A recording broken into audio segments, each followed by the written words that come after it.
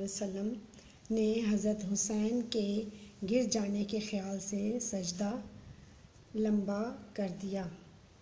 चौथा सवाल है, हज़रत अनस रज़ी अल्लाह ताला अन्हो कौन थे?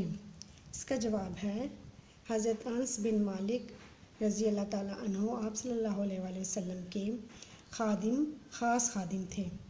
पाँचवा सवाल है, हज़रत अनस रज़ी अल्लाह ताला अन्हु ने प्यारे नबी सल्लल्लाहु अलैहि वसल्लम के बारे में क्या इरशाद फरमाया? हज़रत अनस रज़ी अल्लाह ताला अन्हु फरमाते हैं कि आप सल्लल्लाहु अलैहि वसल्लम हमेशा शफ़क़त और मोहब्बत से पेश आते थे। आप सल्लल्लाहु अलैहि वसल्लम ने ना कभी मुझे डांटा और ना मारा। आखिरी सवाल है, यहूदी लड़के के वाक़े से आपने क्या बात समझी? इसका जवाब है,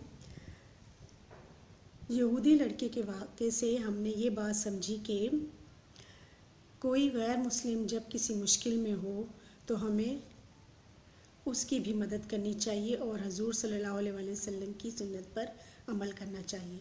बच्चों, आपने इन तमाम सवालात के जवाबात कॉपी पर साफ़ सुथरी लिखाई में लिखने हैं और पढ़ने हैं। अल्लाह हाफिज़।